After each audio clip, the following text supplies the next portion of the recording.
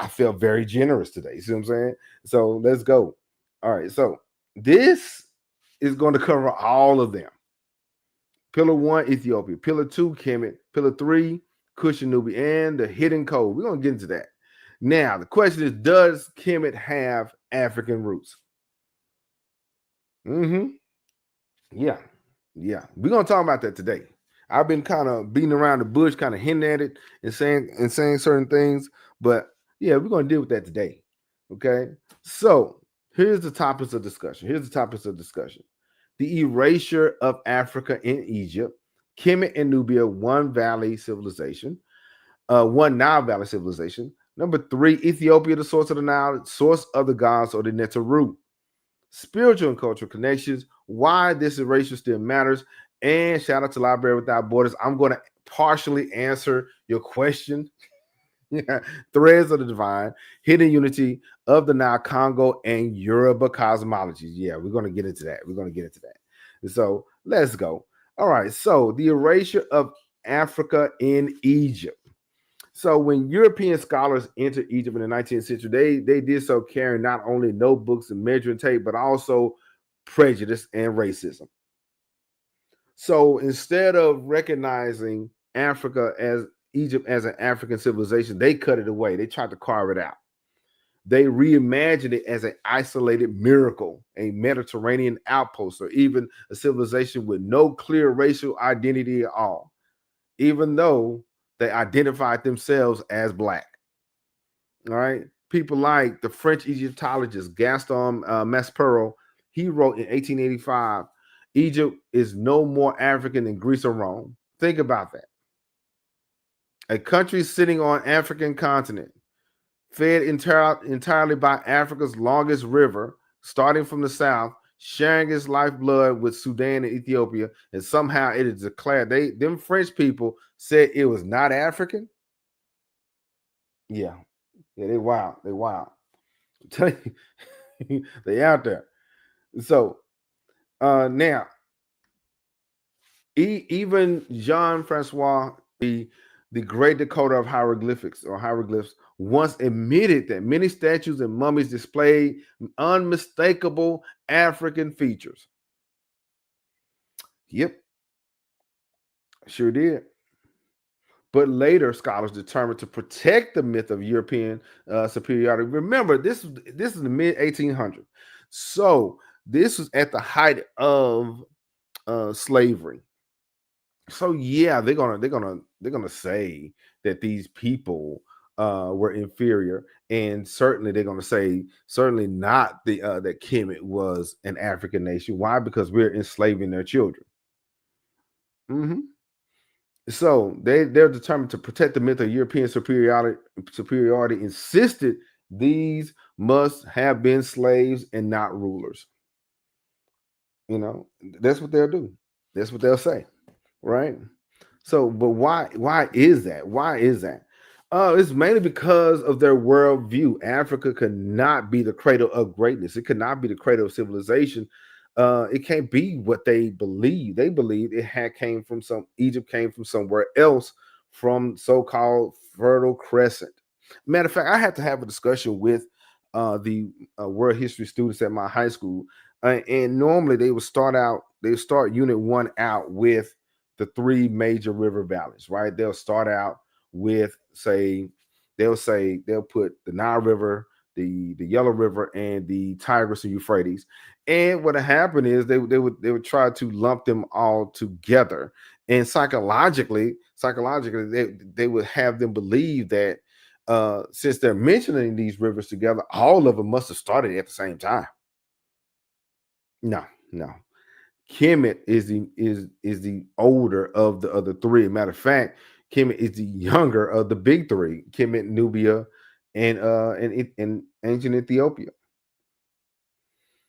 So museums right now are filled with statues stripped of their context, stripped of knowledge, because they're not going to put the whole wall or the whole statue layouts out there. They're not going to do that. What they're going to do, they're going to give France one statue, another any New York museum, another statue, Dallas museum, another statue, Germany, another statue. So you won't be able to decipher the whole story. Why? Because everything is separate.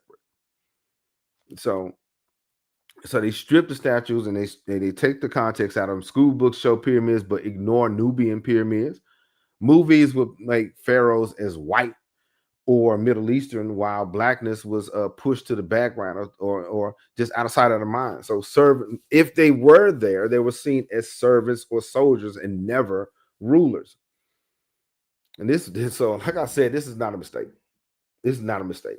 This was strategy. So if Africa had no civilization, then colonizers could justify their conquest. This could be an ongoing thing. And if Africa had no history, therefore they have no culture, therefore we could do whatever we want. Then it could now, and what happened is they could be treated as blank canvas for European civilization. But history, of course, we know history resists lies. The Nile itself tells a different story. The waters flow from the south to the north, from the heart of Africa, basically to the entire world. So, but if we follow the flow of the Nile, if we follow the flow of the river upstream, we find Nubia, the other half of the Nile Valley that colonial narratives try so hard to erase. What's going on, fam? What's going on, everybody? My bad. All right, I'm about to tell y'all what happened. All right, One Voice Africa. Shout out to Brother Isu. One Voice Africa. He said, "Greetings, my people. Greet everybody as you come in. Hit the like button. Thank you, Brother Volta. I really appreciate it." He said, "Greetings, Sarki." I really appreciate that. Now, see what had happened was, I was supposed to begin with the Kemetic Nation. Shout out to Kemetic Nation. I got the time schedules different, the time, because some of them are on the East Coast, and I kept confusing the timing. But shout out to Kemetic Nation; they're so gracious, and they'll be out and about with us next week. It'll be 4 p.m. their time and 3 p.m. our time. I totally get the East Coast with East Coast and Central time totally different, but yeah, the Kemetic Nation is coming out, and we're gonna have that conversation. But I had to throw this bonus out here. Why? Because we're gonna have fun. We are talking about, if you want to know, we're talking about the African roots of Kemet. Yep, we're doing that today. And because I mentioned on the Scorpion King, I mentioned how the simple fact that the people of Kemet were black. But we're gonna lean into it. So this is a bonus on top of a bonus. Hey, so we're gonna talk. Shout out, thank you, Brother Isu and One Voice Africa. Thank you very much. I really appreciate it. Thank you very much. The things that you guys do, you help support us, and I really appreciate the love and support. But yeah, we're gonna lean into it today. I got nothing but time. This is like afternoon our time. So guess what? I have to worry about school yet. So yeah, we're gonna get in. We're gonna get it in today. So now, for those who, if you're enjoying the content, if you want to know more about Ethiopia, Kemet, and Kush, like and subscribe. Let's get down. Now, Kemet and Nubia, one Nile Valley civilization. They was connected. Okay, so think about it. The most famous civilization in the world. Okay, the one of the greatest empires in the world. Because we have Kemet, everybody loves it, but then they call themselves hating Nubia. For what? Nubia, south of Egypt, and what is now Sudan. Shout out to the fam in the Aswan area in Nubia, Sudan. So for centuries, Nubia has been treated as Egypt's shadow, its neighbor, sometimes its rival, and most of the time it's overlooked. But in reality, Nubia was not Egypt's shadow. Matter of fact, Nubia was Kemet's mother, and it was Egypt's. So some people would say they would call it Egypt's partner, its mirror, or even its ruler. So the thing is, it was Nubia that taught Kemet the knowledge. It was Nubia that taught Kemet the meta nature. It was Nubia that poured out the sacred sciences of the Neteru. Yeah. So the earliest kingdom we know, the earliest kingdom we know of this region is called Taseti. Shout out to Baba Yahya Shabaka. He's really good about that. Taseti, the land of the bow. So it's so ancient that some scholars believe that it predates Egypt itself, which we know for sure it does. But here's the thing, though. Here's the thing. This is what we've learned. Shout out to the fam who ask all the wonderful questions, do all the things.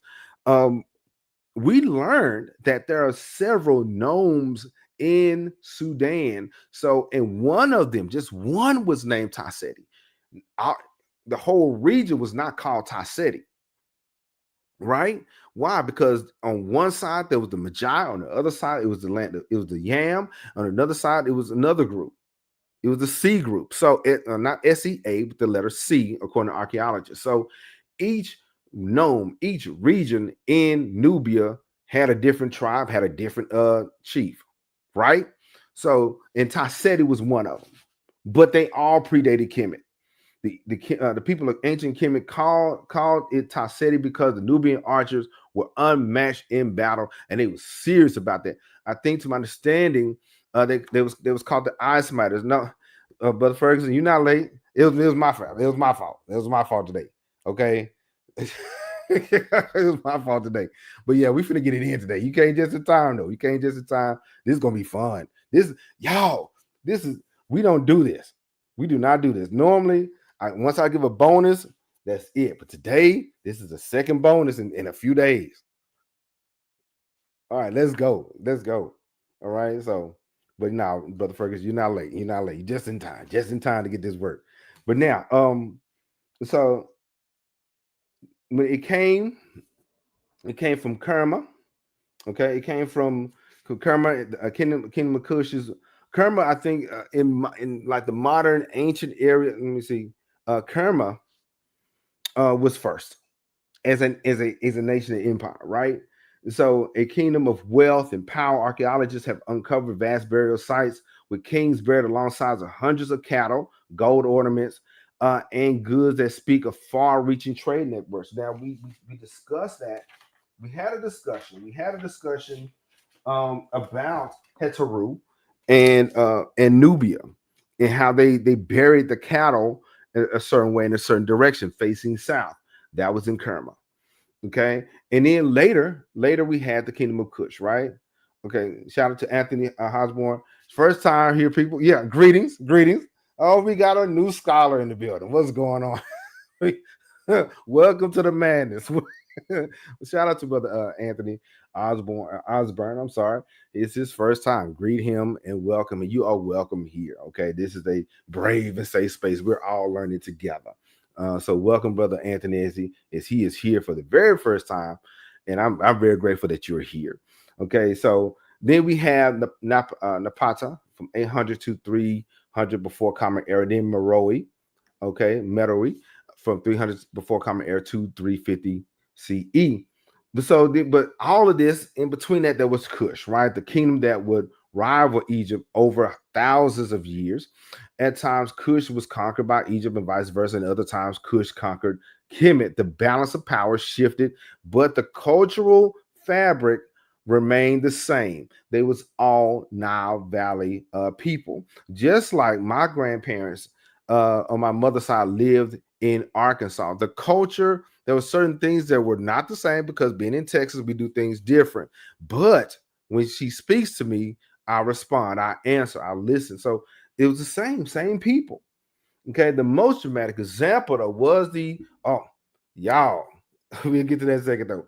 But the most dramatic example was the 25th dynasty when the Kushite kings of Nubia came to the pharaohs, became pharaohs of Kemet, Pai, Shabaka, Taharka, and Tantamani.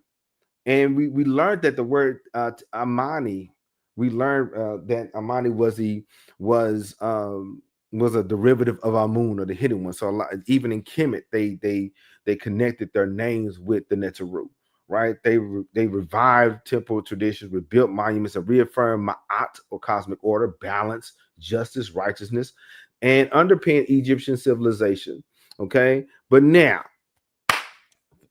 All right, for those who missed this one, a few days ago, we had the discussion about the Scorpion King, and we found this particular item here. Okay, and I have the name, but the name is I just wrote it down somewhere, but it is an artifact that was found in ancient Nubia. Get this, we have the king here. Okay, we have the king in a robe, and he has the deseret, the red crown, and he has the flail. This is pre-dynastic Kemet. This was all in effect before Egypt. Before Egypt. This was thousands of years before that. And of course, guess who's at the top of it? That's Nekbet right there. Right, and then there's a shrine. I think some people, depends on the conversation. Some people say that is a bride to be that's going to be married to the king here. Some people say that is a shrine of a Neteru in that shrine, right? And then we have the people up here bearing gifts, right? And of course, it looked like a celebration right there. It looked like a celebration where they're going to get down with the get down. And so, to my understanding, I think this is, if my memory serves me correctly, this is Narmer's Hebsed Festival. Yeah. I think this is Narmer's Hebsed Festival, where he is received and recognized as the Insubiti of Kemet, right? Okay. And so and then we have at the bottom, different cattle. The reason why there's a difference between this cattle and that cattle that's in encased, I believe that's Heteru. Okay, that's a pre-dynastic form of Heteru, all right? Because most ancestors or Neteru was always separated and it was encased or in a different feature, but Heteru was always put in a box.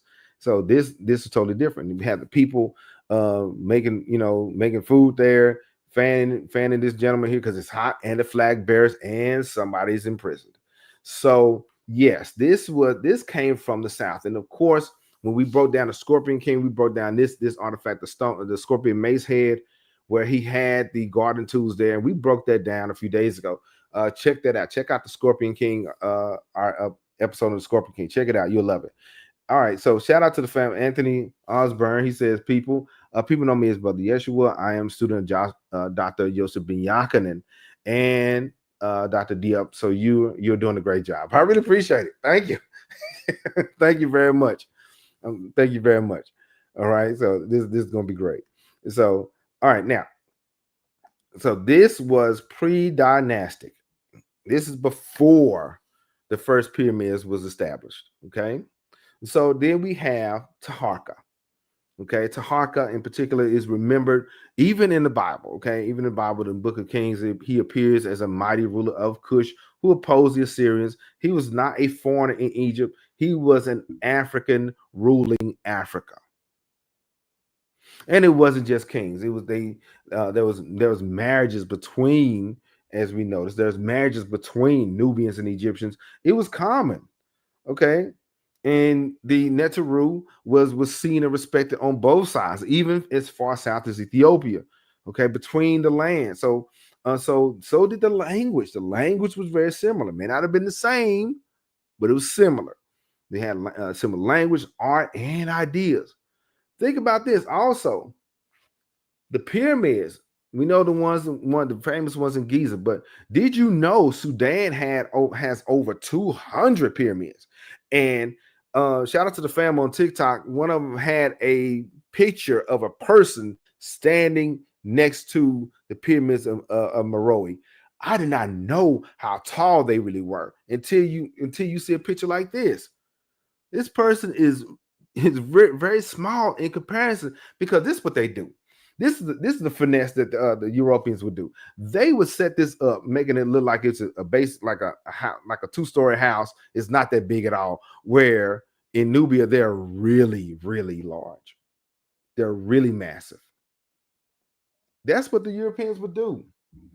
Yeah, they would downplay the size and magnitude of the pyramids of Meroë. That's massive. And it's 200 out there, smaller, steeper, clustered. They're in Napata and Meroë. They are proof that the pyramids was not a uniquely Egyptian tradition. It was a Nile Valley tradition. It was Nile Valley culture, and they shared it across Africa's kingdoms. Because further west, we may touch on West Africa also, but if you move westward, yeah, there's some pyramids out there too. Yeah. So get this: the Greek historians, yeah, yeah, even the map of Africa. That's correct. That's correct. Shout out to Brother Isu, One Voice Africa. Check this out. They would put the map of Africa really small, and Greenland is bigger or at the same size as Africa. No way. There's no way. It's, the Nile River is 4,100 miles, right? You can fit the United States in that area and still have about 1,000 miles left. That's how large it is. Not only that, you can fit other countries in there and still have room. That's wild. So even Greek historians who visited back then saw saw what modern scholars tried to erase.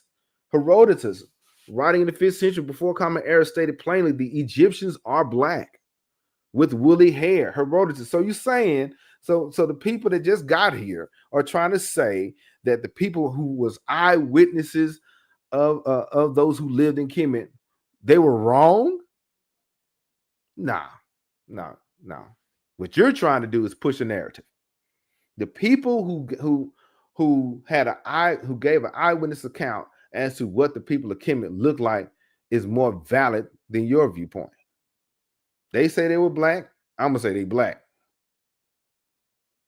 See what I'm saying? And the thing is, this is what they would do. They would verify and validate one person's stance on it. Okay, and then turn around and say the other person was wrong. We got new evidence. No, they were black. They were black, right? And even Strabo, people like Strabo and Diodorus and others echoed this same concept. They're saying that the very name of Egypt is Kemet, the black land or land of the black people. Yes, it refers to the soil deposited by the Nile, but it also reflected the people themselves and the black people of the Nile Valley. There's so many pictures out there. I didn't have time to go through all the pictures, but there's so many pictures out there of Egyptian people about 100 years ago that look like me. Mm-hmm. So when colonial scholars insisted Egypt was not African, um, they're not they were not correcting history. They were denying it. And then not only that, you have the Anu people of Nubia. Yeah, the Anu people of Nubia. Shout out to Baba.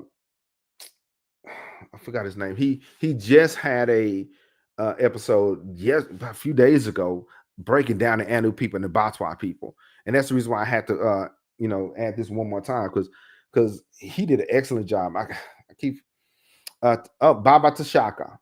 Shout out to Baba Tashaka. He got down. Okay, he broke down the Anu people, and so get this. We discussed the Anu people also, but these 3 lines at the top, according to Baba Tashaka, breaks these 3 lines were represented the Batwa people. I didn't know that. Now I knew the circle, I mean not the circle, the box that represents the house, but it was the house of the Batwa people. And of course, Set. And we know pre-dynastic in pre-dynastic era, Set was that person, not Haru, right? And of course, this guy here, and the thing is, he broke it down really good. I'm gonna have to add his video in the description, but check it out. But this guy's name, he was a king. His name was Terra Neter, the devoted one to God. This person was a ruler from the Anu people, and his name was Terra Neter.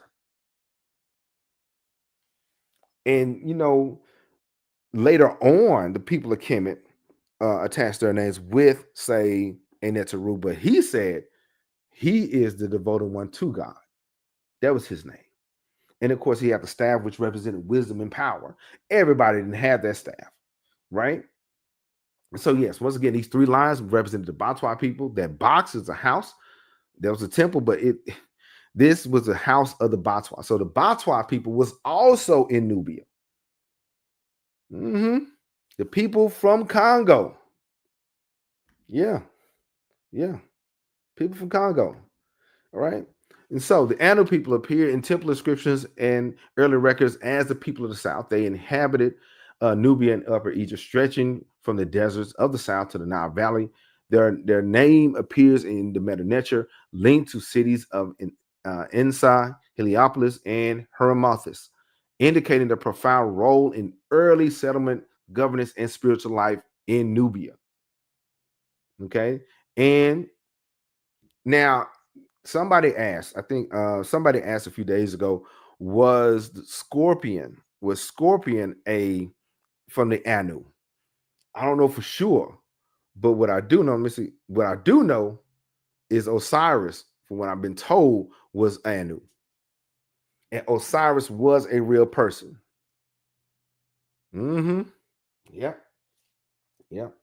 Osiris was a real person. Yeah. Yeah. Yeah, he was. And let me get back to it. Now, the scholars describe them as dark-skinned, bow-wearing people, often depicted as builders, herders, and warriors. But beyond their physical and cultural traits, the Anu were initiates of sacred knowledge. The Anu people, they have been the first to integrate astronomy, agriculture, and ritual, forming a blueprint that later Egyptians would expand into temples, pyramids, and star-lined sanctuaries. They did that. So the Anu was the ancestors of Kemet, right? Their legacy appears again in Heliopolis, later the center of the sun worship, possibly originating with Anu astronomers. Abydos. Now, Abydos is a very sacred site. Let me know, like and comment below. Like and comment below if you want me to break down Abydos, just Abydos. If you want me to break down Abydos, like and comment the word Abydos or temple in the chat or in the comments. Let me know. All right. Abydos is a sacred city connected to death, rebirth, and early star mapping rituals. The worship of Heteru and the bull form. It came from Nubia all the way up to Memphis. It showed the cosmic cow is a thread linking to Anu traditions with Egyptian cosmology. Now we had a discussion about Heteru and the Nubians a few weeks ago. Check it out. All right. But yeah, Osiris was a real person. And matter of fact, his name was etched in the king's list. Here's the thing, y'all. People, especially Europeans, and them, they have their own king's list, and they say all these people exist and everything. And you need to believe it. So if Geb, Ma'at, Tahudi, Osiris, Haru was listed in the king's list, better believe that they existed as real people at one point in time. Like I said, kings become legends, legends become legendary. But let me see what the people saying. Abydos, yeah.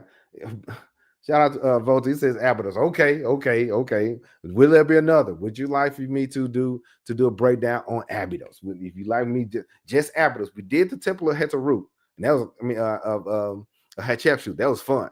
So if you want me to go to the sacred land of Abydos, if you want us to break that down, let me know. Let me know. Like and comment. All right. So we got one. Will there be another? All right, let's get it. Now, so once again, if you're enjoying the content and you want to learn more about Ethiopian, Kush, and Kemet, like and subscribe, because this is I enjoy what we're doing. We're having a lot of fun. And I think we got something going. I think we got something going. Let's go. Now, we dealt with Nubia, right? We got to deal with Ethiopia, the source of the Nile and the source of the Neteru.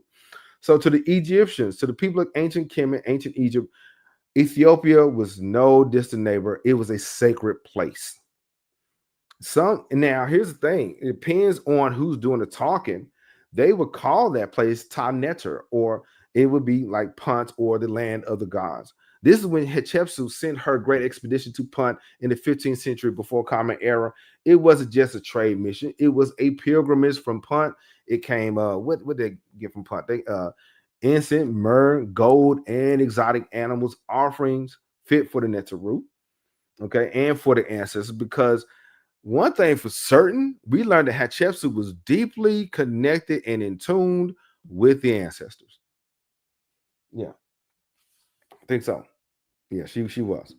See, it says, and how you know some people is going to disagree with Osar being a real person, but I agree with you. I, I don't care. I don't care. You see what I'm saying? What happens is we try to worry about what they're going to say and how they're going to say it. And the people of Kemet and Nubia said that they were real people, and it was written on record. Matter of fact, their archaeologists went out there and found the tomb of Osiris in Abydos.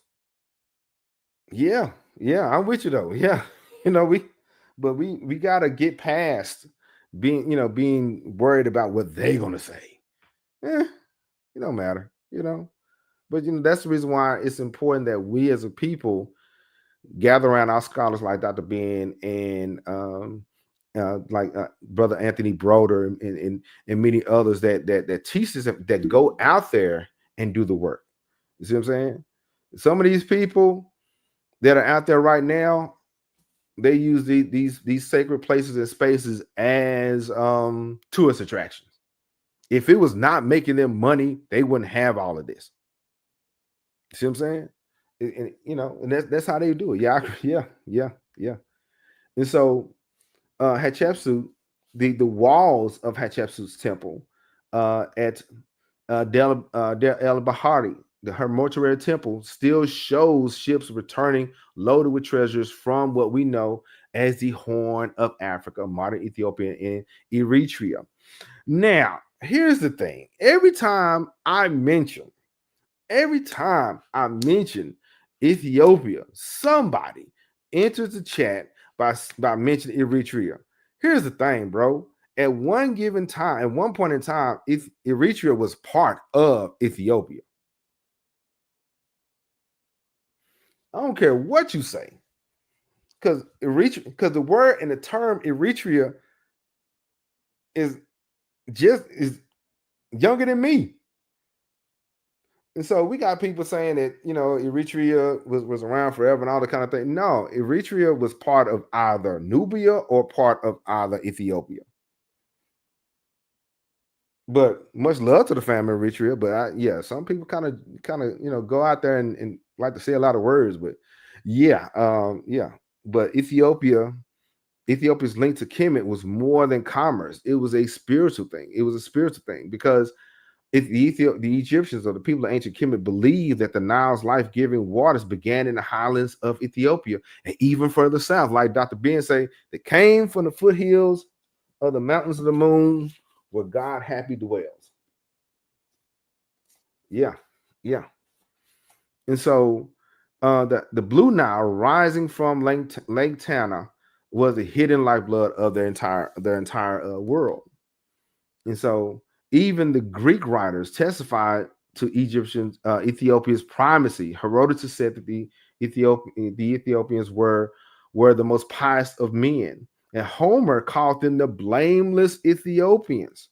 Matter of fact, I read that in his book, The Iliad. Matter of fact, Zeus left and went to Ethiopia. And they was visited by the Ethiopians, was visited by Zeus and them. In their eyes, Ethiopia was older and holier than even their Neteru, even their gods.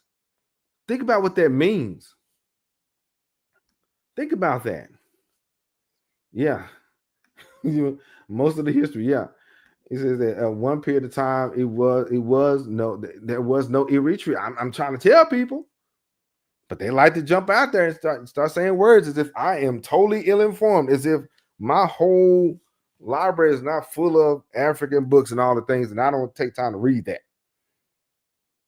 Yeah, these people like to argue, but I got a little time today. May not be tomorrow, but I got time today. But yeah. It says One Voice Africa says the problem is people use colonial perspective to see African history. That is correct. That's absolutely correct. We have to stop we have to stop viewing Africa through their eyes, through European eyes. That's another reason why I'm just gonna go ahead and say it. That's the reason why in a few months, next October, we're going to get into an African history of Africa by Sister Zanab Badawi. We're going to see what she has to say about Africa. She is from Sudan, okay, and she has went across Africa and had that discussion. And so, yeah, we're gonna have to. We got to hear from our scholars, and we got to hear from them and hear what they have to say about Africa. All right, it's enough about using Europeans' viewpoints on things, right? And so, yeah, so think about what that means. Egypt, so often held up as the world's first and greatest civilization, they look southward for its own origin story. So Ethiopia reminds us that Kemet was never by itself. Okay, it was a part of a chain of African sacred lands, sacred rights, from the source of the Nile to the deserts of Nubia to the delta of Kemet. But now, speaking of punt, all right, shout out to Abina Untu, Story, Love, and Life. Shout out to the fam. She says, Nzinki Royals, Ethiopia, Kush, Kemet today, Ghana, Ethiopia, South Africa, Burkina Faso, Nigeria. Yeah, it is happening. The knowledge is spreading. The information is spreading. But yeah, speaking of punt, we got to deal with it. We got to deal with Tanet, right? Just a little bit, just a little bit. Punt was the land of Punt was crucial for trading with Kemet and Nubia, though the specific tribal compositions and ethnic groups kind of remain somewhat mysterious and unknown due to limited written records. But one thing we know is Punt as a location, as a place, was likely located at the Horn of Africa, possibly encompassing parts of modern day Somalia, Eritrea, Eastern Sudan, and perhaps Southern Arabia. Even Punt was even Eritrea at one point in time was part of Punt, Punt. Egyptian sources describe it as accessible by sea via the Red Sea, supporting its Eastern African location. Of course, we know and understand that the Red Sea was a major trading hub for all East African kingdoms. So, and Egyptian record mentioned Punt as having chiefs and leaders and rulers, suggesting organized political entities rather than simple nomadic tribes or groups, right? The famous expedition released from Hatshepsut's temple show they had leadership, okay, including a queen there. We will talk about a few other rulers, the ones that we do know about. We will talk about some of the rulers in Punt also. And Punt was renowned for supplying luxurious goods that were highly prized by both Kemet and Nubia. Okay, they had gold, they had ivory, they had exotic woods like ebony, leopard skins, and live animals, including baboons and giraffes. These goods were essential for religious ceremonies and royal displays of wealth and power. The relationship appears to have been primarily commercial rather than military. See what I'm saying? They was a mutual trade agreement. There was some things that they did, and the people of Punt had a mutual respect for Kemet and vice versa. Egyptian expeditions to Punt were typically peaceful. It was a trade mission, often described in religious terms as fulfilling divine commands. Why? Because Punt or Ta-Netta was part of the Nile Valley family. Nubian kingdoms, particularly Kush, likely served as intermediaries in some of this trade, and some of this at some point in time. It was given their position along the trade route. So the Puntites, Ta-Netta, seem to have maintained their independence while engaging profitably with the Nile Valley civilization, with the others, creating a durable economic relationship that lasted over for centuries, right? And so let me see what the family said. Let me see. All right. It says, should we call that region Netger to everyone's satisfaction? We're gonna have to talk about that. Okay. That's interesting. Netjer to everyone. Yeah. Yeah, we may have to because I'm not done with that because I do want to go further into punt and break some things down because there's a queen of punt. I think Queen Ani. I think Ani. I think or a tie. I'm not sure. But I want to have that. I want to have the host a discussion about that. Yes. Shout out to Sister Bennett says King Cam and Ujumbe gives plus unity, esteem, brother, sister, self love, black life. Yeah, yeah. That's all we can do here. Okay, that's all. I try to on our podcast. We try to be positive and hopeful most of the time. We don't have time to be negative and bashing people and all that. No, we got history to teach. We got people to we got lessons to learn. Right? Yeah. And shout out to man. Look. All right. Hold on. Shout out to Theo B with the Rock With Me Nation. I ain't saying, I just said, check out his channel, check it out. It is fun to watch. I'm not lying to you. He came out and he broke a few things about Marvel Comics. We are going to have Theo B back. I am going to take a break in a few weeks, but we're going to have the Rock With Me Nation come back because I still got some questions. Yeah, we're gonna let him cook. We're gonna let him cook. I got some questions about this. They trying to bring Kang back. Mm-hmm. Yeah, I heard about that. They getting desperate. They're trying to bring Kang back, but they don't want to recast T'Challa.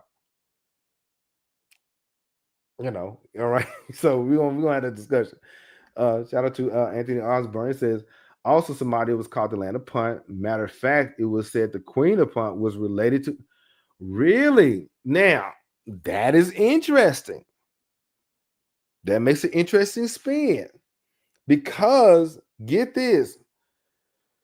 I think yeah. I'm gonna have to do some homework on that one. I have to do some homework because Anthony Osborne is saying this that the Queen of Punt was related to Hatshepsut, so it was more like a family gathering, a family reunion. Either it was somehow it was related, maybe her aunt. That would be interesting. I need to find that out.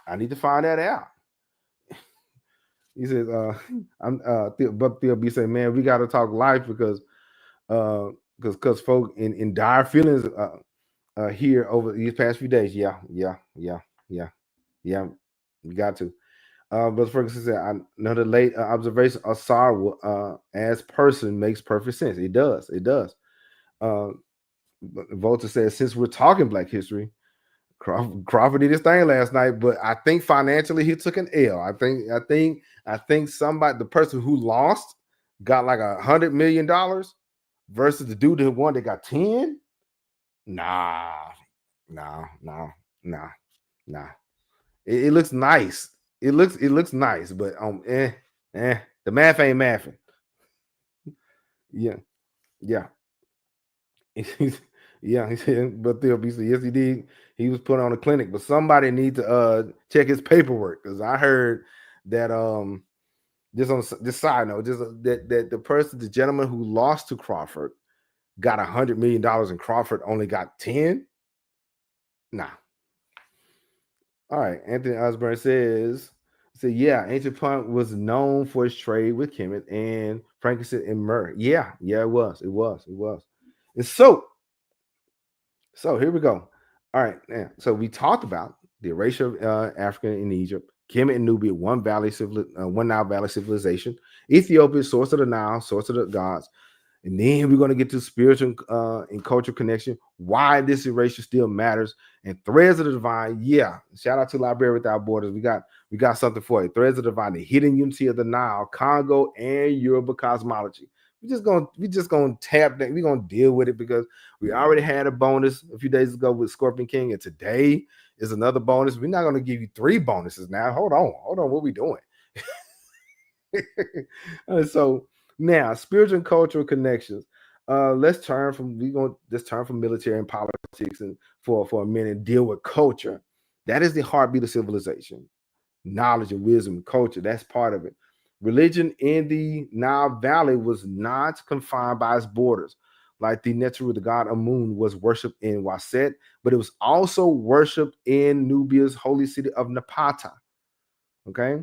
When Kushite kings took power in Kemet, they built temples to Amun in both lands, reinforcing shared spiritual identity. And I mentioned also earlier that that